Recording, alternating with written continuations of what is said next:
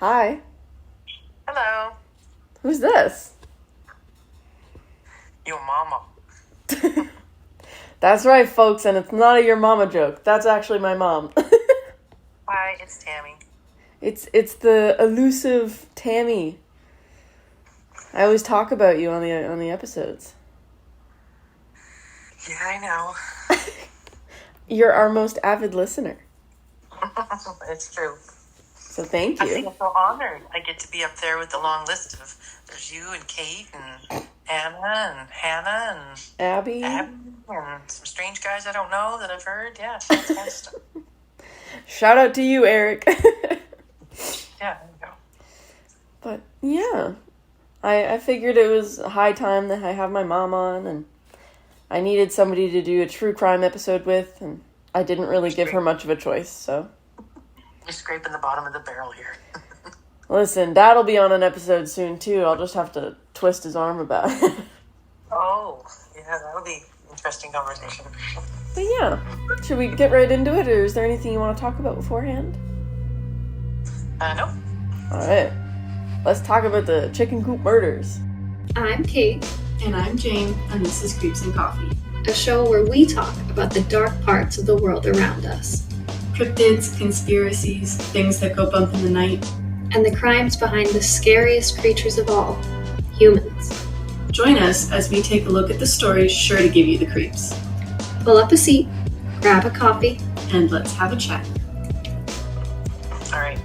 Tammy, pop quiz. How much do you know about this? I only read about 4 articles last night, so not much. I'd never heard of it before this, so. You actually have. But I'll explain later. They did make a movie about it that I did see. And I read about it. I don't know if I've seen the movie or not, but. Yeah. We'll go into pop culture later. Don't worry. But you are correct. So the chicken coop murders, the 1920 chicken coop murders, also known as the Wineville chicken coop murders, was a series of abductions and murders of young children, specifically boys, in Los Angeles, California, in the U.S. between 1926 and 1929. Who was the perpetrator, Mama? Norman or something? Close. Gordon. Gordon. Norman Bates. It is a test. How old was he? Are you saying I've heard of this before because they might have alluded to it in a American Horror Story? Is that why? Because that's the only place I Yeah. Aha, I knew it. Don't worry, I'll tell you which season, which episode, so it'll remind you. But the murders were perpetrated by Gordon Stewart Northcott, who was a 19-year-old farmer in the U.S. from Canada. He had moved to the U.S. 2 years prior, and his mother, Sarah Louise Northcott, and his nephew, Sanford Clark. No dad in the picture? Dad was not part of the crimes. Okay. So let me get into it. Gordon, I'll go history for Caitlin. Gordon Stewart Northcott was born in Saskatchewan, Canada. So middle of nowhere, and raised in British Columbia. He moved to Los Angeles with his parents in 1924.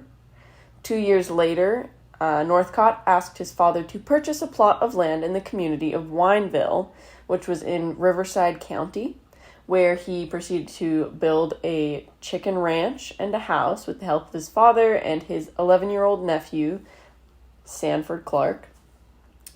And he, under this pretext of building the chicken ranch, the chicken coop, that kind of stuff, Gordon began to physically and sexually assault his 11-year-old nephew, Sanford Clark. How old was Gordon at the time? 19, I believe. Oh, okay. When he started assaulting people in the chicken coop and stuff. Wow. Yeah. Fun times. At 19, I was worried I was getting B pluses. So he was were they raising chickens for eggs or chickens to slaughter and sell the chicken? I did not look into that. Did you? Oh. No. That's Okay. the question.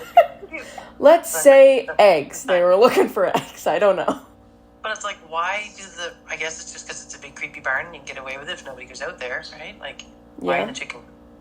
Not the basement where, other sociopaths use basements. Anyway, whatever. I'm not sure.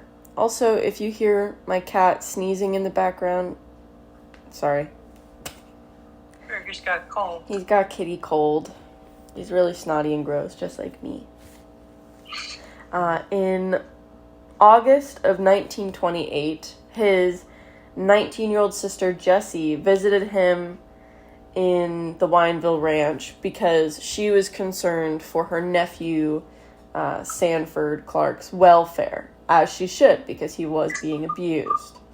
Yeah, I think his parents would be a little more on it too, wouldn't you? Like, they sent him there to live and work. Maybe there's family dynamics we don't know about. Yeah, maybe. I mean, he was only 11. But Clark told her that he feared for his life, and he admitted to the sister that Gordon had murdered 4 boys. So, upon her return to Canada a week later, she, as she should, immediately told the American consulate, a representative of Northcott's crime. They wrote a letter to the LAPD, the Los Angeles Police Department, detailing Jesse's sworn complaint. There was some immigration issues, but eventually the LAPD contacted the United States Immigration Services. And on August 31st of 1928, Immigration Service Inspectors Judson Shaw and George Scalorn, I don't think that's how you should say it, visited the ranch, and Gordon saw them driving up the road to the ranch and immediately fled to the tree line at the edge of the property, and he told his nephew to stall them and threatened to shoot him with a rifle from the tree line if he didn't stall them. So for the next 2 hours, his nephew was stalling the agents in fearing for his life while Gordon was running away. So he knew he was doing wrong. Oh, yeah. Oh, yeah, guilty. It wasn't a case of, like, some people don't know when they're doing wrong, but he knew he was doing wrong. Mm-hmm. This kid, the nephew, he grew up and wrote a book and stuff about it, didn't he? I think he wrote. I don't really remember at this exact point, but I do know that he's dead now. The nephew? Yeah. Yeah, I think it's his somebody wrote about it. Probably. Wow. But the nephew, Sanford, finally, after those 2 hours, felt like the agents could protect him, so then he admitted that Gordon had run away, that kind of thing. Gordon and his mother, Sarah Louise, they fled back to Canada, but they were arrested near Vernon, British Columbia, which I've been there, on September 19th, 1928. The nephew, I'm going to call him Clark. The nephew Clark testified at Sarah Louise's sentencing that Gordon had kidnapped, molested, beaten, and killed 3 young boys with the help of his mother, and he, Clark, had been forced to also participate. He testified about a murder of a 4th boy, a Mexican citizen, that Gordon asked him to burn the boy's severed head in a fire pit and then crush the skull. Oh. So they then left the headless body on the side of a road because they had no other place to put it. The rest, they claim, were disposed of using quicklime, and the bodies were buried on the ranch. Disturbing. Thoughts? Did they excavate the bodies on the ranch eventually, or? Great question. So authorities found 3 shallow graves on the ranch in the exact location that was given by the nephew. These graves did not contain complete bodies, but only body parts. Clark and the sister Jessie testified that Gordon and his mom had exhumed the bodies on the evening of August 4th, 1928, to try and get rid of the evidence, a few weeks before Clark was taken into protective custody. They had taken the bodies to a deserted area where they most likely burned the evidence in the night, and the complete bodies were never recovered. However, the evidence that they did find in the graves consisted of, and I quote, 51 parts of human anatomy. So, like, were they decomposed or just, like, all chopped up? I'm pretty sure that means chopped up. Yeah. Like, 'Cause, I mean, they found, like, human bones and, like, blood and... Oh. Ew, how horrific for these families. Yeah. Of these boys, right? Like, siblings and parents. Yeah. That's... Yeah, are you used to true crime? Is this disturbing for you? Are you gonna have nightmares? No, I'm good. Okay. Just checking. You don't know what goes on in my head. Oh. No, I'm kidding. No, I'm good. I'm watching. Said every serial killer ever, Mom. I'm finishing Supernatural finally, so a lot of your cryptids and creeps and wendigos and all this stuff are in there, so I do speak some of your language. Good, good. I'm sorry, we don't only have a cat, but we have a budgie bird, so you may hear some chirpy chirps. We do have a bird named Larry. Say hi, Larry. Is that it? Oh, Yeah? he'll chirp when he wants to. You can't tell him he's not a dog. You can't say speak because he won't. Speak. He'll speak when he wants to, won't you? Anyway. Yeah. I'll also, in case it wasn't obvious, my mom and I are on FaceTime. That's why her audio is a little bit less ideal, but All right. We're- Should I talk louder or slower? no, we're just not the most tech savvy, and if they can hear an audio difference, it's because my mom's technology sucks. So even if she wanted to record on her phone for an hour, don't think it would have enough space. No. And I wouldn't know how to send it to you, and I am in the country, so, Yeah. you know, my Wi-Fi is not the greatest anyway. Oh, there's Larry. There he is, yeah. So we have two special guests today. Alright, so... Our phones are not compatible. My bird and your cat, not compatible at all. No, they're not. I want to talk about a murder scene. So, since these murders and this trial, the county, or like the city, whatever you call it, Wineville, has since changed its name, probably in part because of the bad association with the, Wineville chicken coop murders. They changed the name to Miraloma, California, which is Spanish for Look Hill. It's now officially a neighborhood of Jurupa Valley, whatever that means. I don't know. Never been. They changed that on November 1st of 1930 because there was a lot of negative publicity surrounding these murders, which, yeah. Yep. So, and yeah, I didn't know if, the nephew Clark wrote a book. I just saw, at least on this Wikipedia page, it just says that Clark had returned to Saskatoon, where city records indicated that he died June 20th of 1991. Okay. So he died before I was even born. I took a screenshot of what I was reading yesterday, so I'll look at it and see. Yeah. Please interject any knowledge you may know.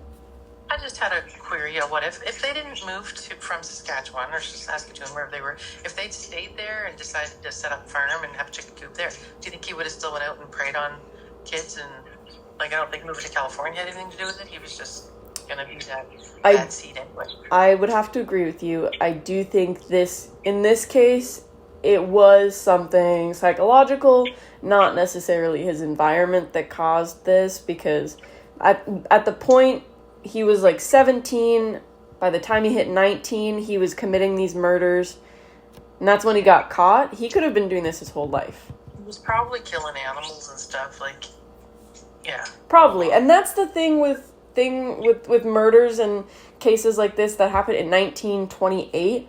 We don't have a whole lot of information because it was so long ago. Think about this. It was almost 100 years ago. They have skeleton files, right? Pretty basic stuff. Yeah, we don't have... back then they probably didn't even know how to do proper psychological makeups, and they didn't know how to test if someone's a psychopath or a sociopath. Bless you, Burger, for sneezing. But sometimes when people, like journalists or police, when they get cases like this, 20, 30, 40 years later, they'll go back and see who's still alive that they can talk to get a more in-depth story, to broaden it a little more, which is good. I agree. But I guess the exact location was 633 Wineville Avenue. Okay. And... Oh, I found what I was talking about. Clark was a teenager on his way to a hockey game with his father when Sanford Clark told him about his terrible past. Although he led a productive life, served during the Second World War, and returned to work as a postal worker for many years, his depression and sense of guilt never completely left him. Yeah, he was only 11, though. Like, what the heck? Called The Road to Hell. Oh. Or Road Out of Hell. The Road Out of Hell, sorry. Gotcha. Road to Hell is a different one by somebody else. All right, yeah. So we're going to move on to them getting caught now, thankfully. So the Canadian police arrested Gordon and his mother on September 19th, 1928. However, because of extradition paperwork, they were not returned to Los Angeles until November 30th of the same year. While the two were being held in British Columbia, awaiting the extradition to California, Sarah, the mother, confessed to the murders, including the murder of 9-year-old Walter Collins, who you were talking about before we started recording. Yeah. Yep, and we will get into that case. Before the extradition, she retracted her confessions, as did Gordon, who had confessed to killing more than 5 boys.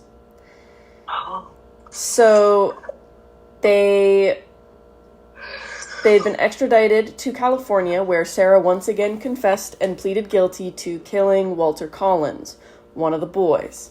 She was not tried. Upon her plea of guilty, the Superior Court Judge Morton sentenced her to life imprisonment on December 30th of 1928, sparing her a death sentence simply because she was a woman. During her sentencing... Way less evil if you're a woman. Yeah. But yeah, it's giving Norma and Norman Bates, who are from like Bates Motel and that kind of stuff. Anyway, let me see. During her sentencing hearing, she claimed that her son was innocent and offered numerous claims about his parentage. She was just kind of doing everything she possibly could to, like, distance him from the situation. She said that she was Gordon's grandmother and that he was the result of incest between her husband Cyrus, George Northcott, and their daughter. She stated that as a child, Gordon was sexually abused by the entire family. She said something about he was an illegitimate son of an English nobleman. She was pulling all the stops just to try and, like, get him out of here. Make sure he could get out guilty-free or scot-free. Unfortunately, that was not the case. And after sentencing, Sarah, the mom, attempted to commit suicide and begged the authorities to spare her son's life. She said, and I quote, "I got a square deal. If they'll just be good to my boy, if they just won't hang him." After learning that her son would get the death sentence, they did want to hang him. Sarah begged the authorities to kill her as well. She said to hang her as well. She served her sentence at the, I don't know how to say this one, Tehachapi State Prison? Tehachapi? It's a supermax prison in the city of Tehachapi, Southern California.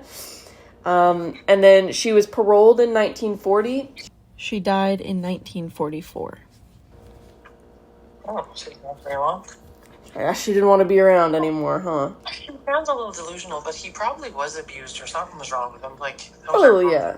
Well, if you and your mom are both torturing, assaulting, and killing little boys, then the apple doesn't fall far from the tree, I guess. Oh, a little psycho.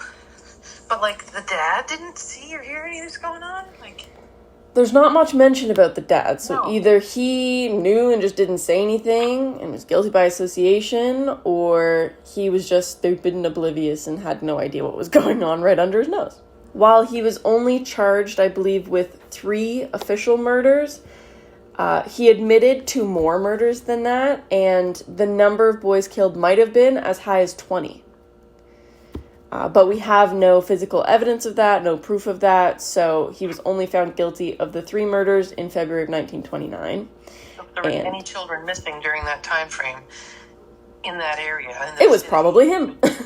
Yeah, they were snatching local boys, right? Like, they weren't, like, going down the highway. Yeah. So, yeah, it's like you'll never know, but you can assume that that's what happened. And he was executed at San Quentin State Prison in October of 1930. Which I will say is quite intense for only being charged with 3 murders, some abuse, some assault, and kidnapping. I feel like there are some people who've done a lot worse nowadays and aren't getting the death sentence. Like that guy we were talking about, Peter Scully, the serial child rapist who like had all those like sex trafficking rings. He's still alive. He's still in prison, and he's probably not going to be in there for life. You don't think he deserves the electric chair? Like, that's kind of crazy, but... I'm in full support of capital punishment because they took a life. And I mean, yes, maybe sometimes it's in a fit of rage and they... whatever. Yes, you can feel sorry. Maybe they're rehabilitated, whatever you call it. Rehabilitated? Yeah. But some aren't. They're just sociopaths and whatever. But, like, if you're just a cold-blooded murderer, why are we wasting taxpayers' dollars keeping you alive, feeding you and clothing you in prison? Right? So... I mean, I'm wishy-washy on it. Some, like... I don't think everybody should be murdered. Yeah. But, some people do deserve the this guy death took sentence. 3 children's lives. There's no excuse for that.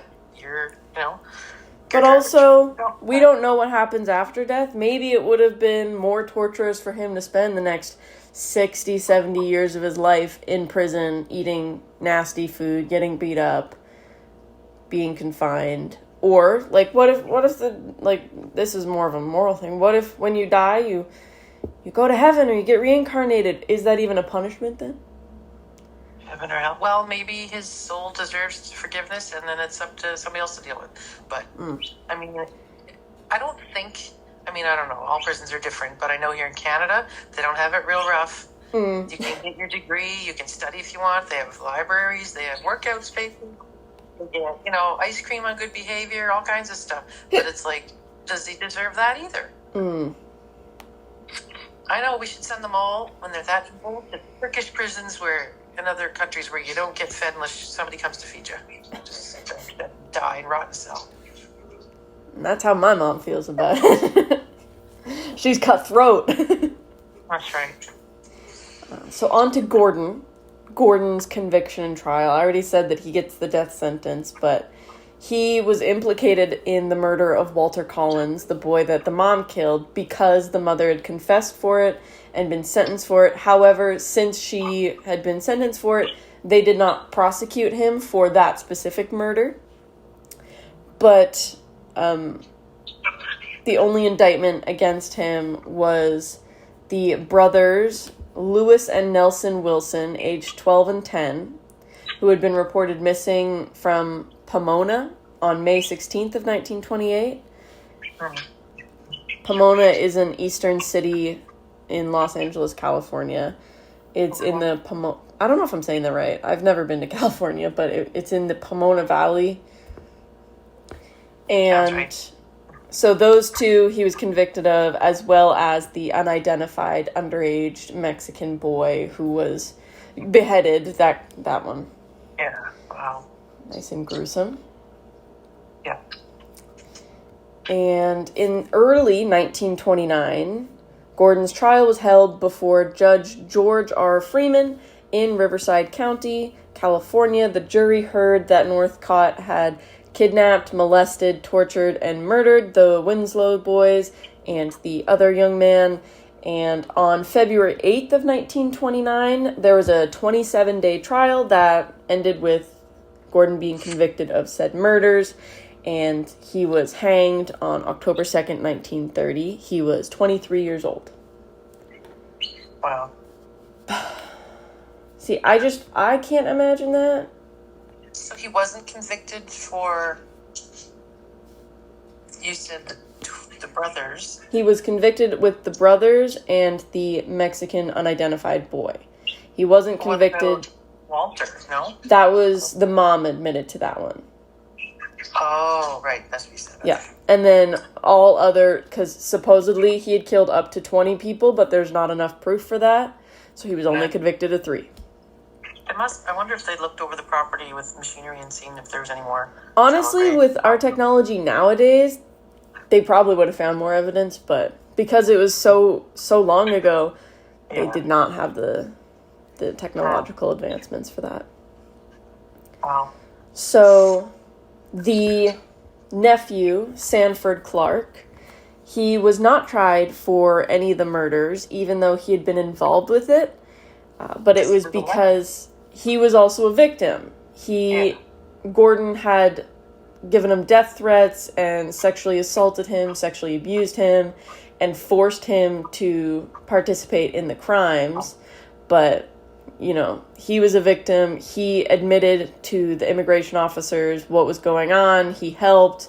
So he wasn't charged with anything. Instead, he was sent to the Whittier State School, where an experimental program for delinquent youths, quote unquote, was underway. So this was just to try and get him back on the right track anyway, even though he wasn't like arrested or anything like that. And this... So he would need some therapy dealing with all that crap that he had to see and do. You'd think. Yeah. But the Whittier School, I think it was closed by the state of California in June of 2004, but it was 111 years old. It was the oldest juvenile facility in the state. It is now a historical California landmark, and it used to also be called the Fred C. Nels Youth Correctional Facility. Okay. But yeah, they sent him there because it had a supposed compassionate mission of genuine rehabilitation. So I guess that's as close to therapy as he was allowed to get. Well, hopefully it helped him, because I think he went on to live a semi-normal life. Yeah, so Sanford Clark was sentenced to 5 years at this school, but his sentence was later changed to only 23 months because he had impressed the trustees and the people who worked there with his temperament, job skills, his personal desires to live a productive life during his almost 2 years there. So he didn't have to serve the whole 5 years there, and he did go on and live a relatively, as humanly possible, normal life, and he did die in 1991 at the age of 98, and he is buried in the Woodlawn Cemetery in Saskatoon in 1993. Hang on. I think that's a long life then. Well, he Yeah. could have died at 11 if he didn't, if he said, no, I'm not going to help, and tried to run off, they probably could have killed him, right? So. Yeah. We never really go into super details on the graphic parts of the murders because it's just not productive in our podcast. If you want to listen to that, there are other podcasts on this topic where I'm sure you can get more gory details, but... Well, it's a little disrespectful to the deceased. Yeah. I figured I'd mention we don't know much about the 2 named victims. I will talk about Walter Collins as well, but Lewis and Nelson Winslow, since we don't know anything about the unidentified Latino boy, unfortunately... Lewis and Nelson Winslow Lewis was 12, Nelson was 10. They were the sons of Nelson Winslow Sr. and his wife, and the boys were abducted on May 16th. And they were on their way home from a yacht club meeting. And Mr. Winslow led a lynch mob to the Riverside County Jail, where Gordon was temporarily being held with the intent of hanging Gordon himself after the completion of the trial. But before the sentencing. Police had convinced the mob to disband and that he would get the justice that he deserved. Anyway. Walter Collins. Yeah. Yeah, that poor boy. So, 9-year-old Walter Collins, we have the most details about. He was abducted when he went to the movie theater on March 10th, 1928, and never returned. He lived in Lincoln Heights, Los Angeles. His mother, Christine Collins, and the police originally believed that the enemies of Walter Collins Sr. had abducted Walter. Walter Collins Sr. had been convicted of 8 armed robberies and was an inmate at Folsom State Prison. Folsom! However... Johnny Cash wrote a song about that, I think. Oh. I don't know anything about that. And what's a country song you wouldn't know. No. Anyway, yeah, I was wondering where the dad was. So he's in jail. So she's got like a husband in jail and her kid gets abducted. Nice. Yes. And Walter's disappearance received nationwide attention, and the LAPD pursued hundreds of leads without success. They also faced a lot of negative publicity and increasing public pressure to solve this case. It was the most famous out of all of the chicken coop murders. Oh, yeah, because they don't want a serial killer or something. Like, they don't be tagged with, like, a name. Mm-hmm. 5 months after Collins' disappearance, a boy claiming to be Walter was found in Illinois. Letters and photographs were exchanged before Christine Collins, the mom, paid for her son to be transported to Los Angeles. A public reunion was organized by the police, who were hoping to get rid of some of the bad publicity that they had received for their failure to solve this case, among other cases. And the police were also hoping that this uplifting story would deflect attention from a series of corruption scandals that had sullied the department's reputation. Oh. At the reunion, mother, Christine, said, that's not my son. And the police officer in charge said, and this was Captain J.J. Jones, and we quote, "Take the boy home, try him out for a couple of weeks." To which she said hesitantly, "Okay." What do you think happened, Mom? She shouldn't have said okay. If somebody came in claiming to be me and a police officer said, just take him home, see if you like him, see if it's him. I would lose my mind. Where's my daughter? I'd be pulling my hair out. This is not my daughter. You know your daughter. You know your son. Like, not just like, yeah, okay, this one will do. Maybe he'll be the better version of... No. 3 weeks later, Christine returned to Captain Jones and said, "This is not my son, Walter." And she had dental records proving this. However, Jones did a very naughty thing and instead committed her to a psychiatric ward at the Los Angeles County Hospital under a Code 12, which is a term used to commit someone who is deemed difficult or inconvenient.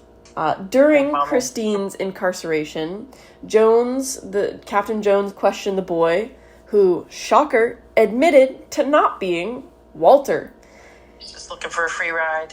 He admitted to being 12-year-old Arthur Hutchins Jr., who was a runaway from Iowa. He was a drifter at a roadside cafe in Illinois, a drifter at roadside cafe in Illinois had told Arthur Hutchins of a resemblance to a missing Walter Collins, so Arthur decided to devise a plan to impersonate Walter. His motive was to reach Hollywood so that he could meet his favorite actor, Tom Mix. Who's Tom Mix? What has he been in? Whoa, he had 4 wives. Not all at the same time. He was in a short film, The Cowboy Millionaire, a short documentary film, Ranch Life in the Great Southwest. Oh, like a cowboy, okay. Never heard. Wow. Yeah, not anyone I ever heard of, but... No, before our time. Yeah. But that's just sad. He got that woman's hopes up and wasted a bunch of her money and, "Hi, Mom," you hug her. She's going to know. You don't look like your kid. You don't smell like your kid. What the hell? Yeah. That's just cruel on a whole other level. But in 1933, Arthur admitted why he impersonated the missing boy. So Hutchins' biological mother had died in 1925 when he was 9 years old. And he was living with his stepmother, Violet Hutchins, and he wanted to get as far away from his stepmother as possible. Doesn't really say why, but he lived on the road for a month, went to Illinois. When the police brought him in, he initially stated he didn't know anything about Walter, and then he saw his chance to make his way to California. So then he was like, yeah, that's me, actually. And he died in 1954. Wow. And Christine Collins, the mom, was released 10 days after Hutchins admitted that he was not her son. She then filed a lawsuit against Jones and the LAPD. On September 13th of 1930, she won the suit against Jones and was awarded $10,800, which is an equivalent today to $188,000. Did I say that right? No, $188,000. $188,000, which Jones never paid. Oh, he was supposed to pay it himself, or the police department was supposed to pay it? He was supposed to pay it, and he never did. No, the last newspaper account of Christine dates from 1941, where she again attempted to collect, I think, $15,000 against Jones, who had since retired. So she now knows that that's not her son. She was hopeful that her son might still be alive after her first interview with Gordon Northcott, because he was lying and saying he didn't know Walter, never met him. She had clung to the hope that Walter was still alive, was not one of his victims. She talked to him before he died. Yeah, that's right. Unfortunately, before his execution, I believe Gordon sent a telegram saying that he had lied and that Walter had been one of his victims. He promised to tell her the truth if she came in person to hear it, but just a few hours before the execution, Christine visited Gordon, but upon her arrival, he panicked. When she confronted him, he said, "I don't want to see you. I don't know anything about it. I'm innocent." And then he was executed. That poor woman, the pain and suffering. The next thing I'll mention is a supposed survivor of the situation. So we don't know if this is exactly correct, because he came forward in 1935, so about 5 years after Gordon was executed. But a boy and his parents came forward and spoke to the authorities that 7 years earlier, the boy had gone missing, and his parents had reported his disappearance to the police. And at the time of the boy's disappearance, the authorities suspected that he might have been a murder victim in the Wineville chicken coop murders. However, Sanford, the nephew, never told the authorities about this boy who claims that he had escaped from the chicken coop and got away and survived. But there was only ever testimony that there were 3 boys held in the chicken coop, Walter and the Winslow brothers, all of whom were murdered, so we can't prove or disprove that boy's claim. And it's been so long ago, they're all probably dead now, so... Could you imagine coaxing your son to come up with a fantastic story so that you could just get some notoriety? I mean, it's happened before. Oh, it happens all the time, yeah. Crazy. Yeah, I don't know. We're almost done. Typically, I love to go through, like, suspects, theories, conspiracy theories, all that kind of stuff. However, this case is pretty cut and dry. We know who did it. They admitted to it multiple times. And we're going to have to go through pop culture. Is there anything you want to say before I get into pop culture about this case? Pop culture? No, I guess we go on to pop culture. I've learned a little bit here because I didn't know some of those facts, so yeah. Yeah. So there was a radio series called Dragnet, which was based upon these events. It aired on June 7th of 1951, and the series was moved to television. I was going to say, I remember being a show. I don't remember being a radio thing. Okay. It aired on December 4th of 1952. Cool. One of the plot lines of American Horror Story Hotel was based upon these events. Really? So in a flashback, the son of Mrs. Evers, who was a maid at the Hotel Cortez, is abducted by a man on Halloween. I don't know if you remember it. The flashback was in, like, black and white. Okay. The surrounding events imply, but don't outright state, that her son was one of Gordon Northcott's unidentified victims. I don't remember that part. I remember Lady Gaga. She was in the film. This was also inspiration for, I think, a TV series called Evil Kin. Okay. Body Farm, episode 12 of season 3 of Investigation Discovery series. It focused on the Wineville chicken coop murders and examined early warning signs of pedophilia.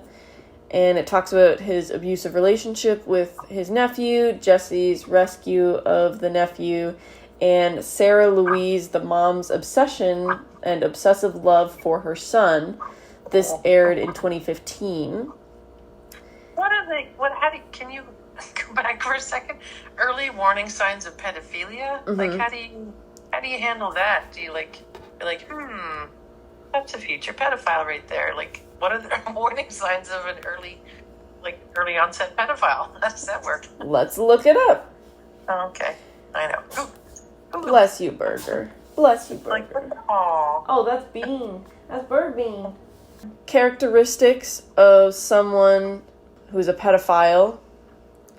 Oh, this is great. Popular with children and adults, appears to be trustworthy and respectable, prefers the company of children, feels more comfortable with children than adults, grooms, quote-unquote, children with quality time, video games, parties, candies, toys, gifts, money, singles out children who seem troubled and in need of attention, finds ways and places to be alone with children, are primarily, but not always, male,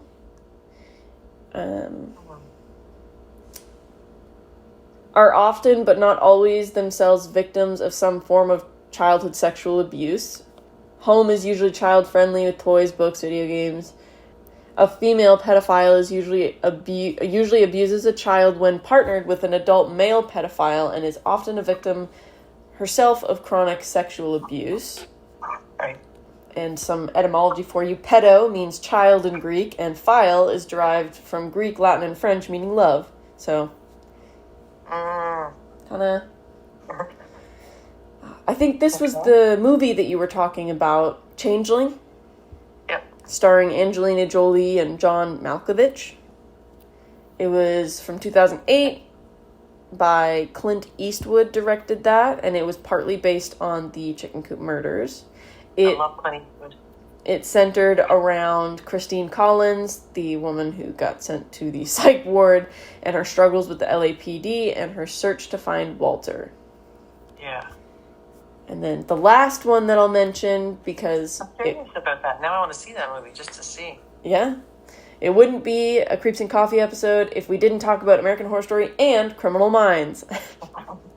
That's right. There was a 2009 Criminal Minds episode called Haunted, featuring a serial killer based on Gordon Stewart Northcott called the Hollow Creek Killer. Okay. Et voila. What's his last name? Northcott? That's where I got Norman. I got the end from there. That's what it was. Yeah. That's what I thought. Norman Bates. Gordon Yeah. Northcott. They've got Another the same guy letters. with mommy issues. And the mommy also has issues. Very disturbing. Yeah, just a little bit. Is there anything that you want to say to the people before I give us an outro? No, you did a fine job. Thank you. I'm not sure about your pronunciation of... I'm not sure about them either. But at least you tried. Thank you for having me on. And thank you for being here, Mom. This was fun. Would you do this again? Maybe. Depending on the subject. Follow us on Instagram. What's our Instagram, Mom? Creeps and Coffee. Yeah, it is. Creeps and Coffee. And on X, we're... Creeps and Coffee. Nice. Or send us a Wow. message. You can email us at creepsandcoffee@gmail.com. Or if you want to follow or subscribe to us on Patreon, it's patreon.com/creepsandcoffee. Good job. This is weird. I'm going to hang up now. Okay, bye. All right, thanks for listening. Bye. Creeps and Coffee is produced and edited by us, Kate and Jane. Our theme music is Stuck in a Hole by Dated. For more information on where to find them, check out the link in our show notes. And to connect with us, follow us on Instagram and Twitter @CreepsandCoffee.